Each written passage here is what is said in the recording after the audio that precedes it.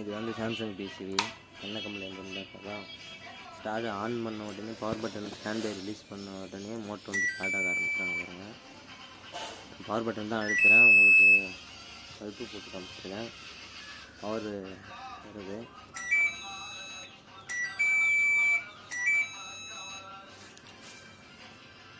Power motor jack வந்து red motor line, yellow வந்து neutral line. அதனால் அங்கே சுருக்கிட்டு உங்களுக்கு ஒரு பல்பு போட்டுருக்கேன்.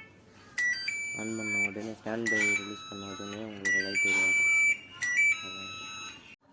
அது நம்ம அதுக்கப்புறம் ரெடி பண்ணியாச்சு. ரெடி பண்ணிட்டு ப்ரெஷர் லாக் பண்ணிட்டேன். கரெக்டாக அவுட் புட்டு அதே லைனில் தான் வச்சுருக்கேன். உங்களுக்கு பல்பு பாருங்கள் விட்டு விட்டு லோ ஆகுது. விட்டு ப்ளோ ஆகுது.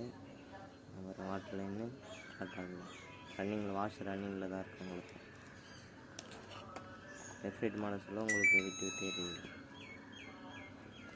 ஆஃப் பண்ணிட்டேன்.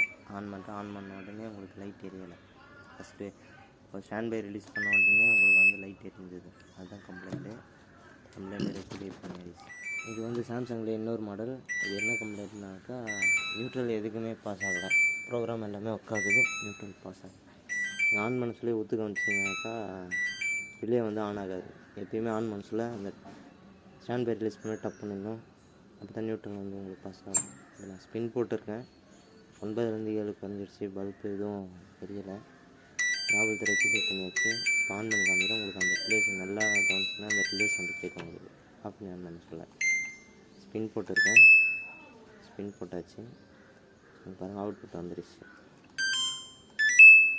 ஓகேங்களா? அப்படியே ஸ்டார்ட் பண்ணுற பாருங்க. எனக்கு என்ன கம்ப்ளைண்ட்னாக்கா, ரிலே டிரைவர் ஐசிக்கு வந்து வோல்டேஜஸ் போகிற லைன் வந்து கட் ஆகிட்டு இருக்குது. செக் பண்ணி மாற்றிட்டேன். கவர் பண்ணுறேன்.